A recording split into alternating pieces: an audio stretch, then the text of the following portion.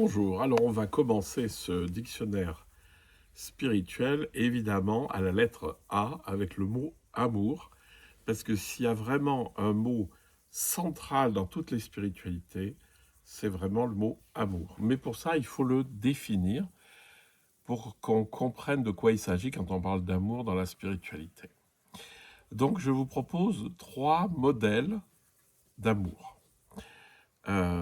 Vous allez voir, c'est très simple. Donc il y a l'amour-désir, c'est-à-dire je désire pour m'accaparer, hein, donc ça va dans ce sens-là.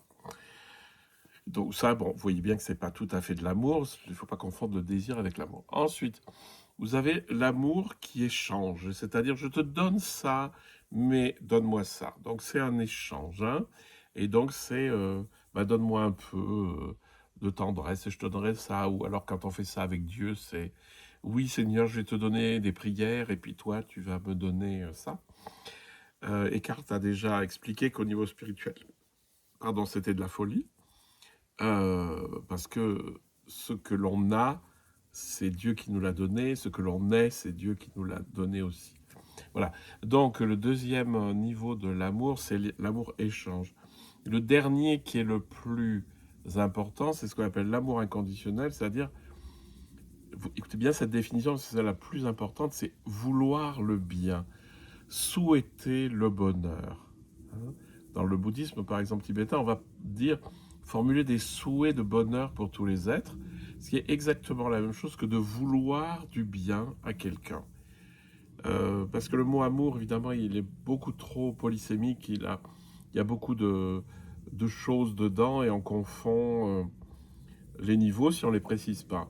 Donc l'amour au sens le plus spirituel, c'est cette force qui vient de nous et qui veut le bien de soi-même, le bien des autres, le bien de la planète. Voilà, donc ça c'est l'amour inconditionnel qui est finalement à la fois le signe et le moyen de la réalisation.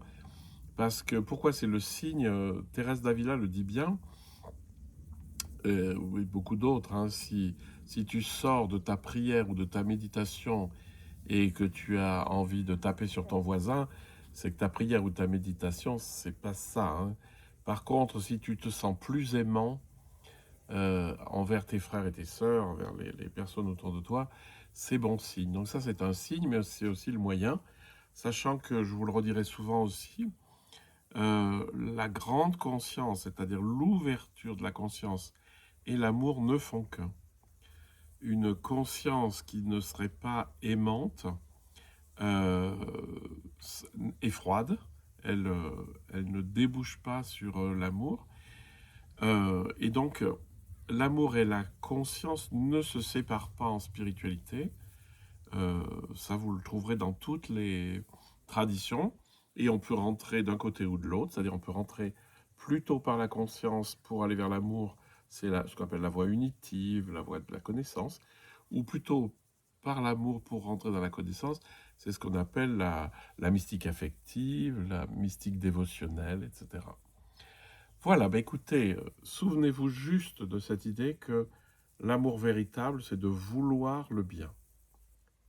Vouloir le bien sans aucun espoir ou sans aucune velléité d'avoir quelque chose en retour.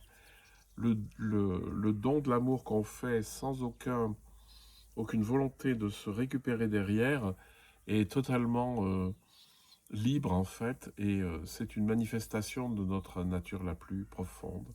Donc essayez de sentir ça et de le distinguer de l'amour désir qui veut saisir et de l'amour échange qui veut échanger. Passez une bonne journée.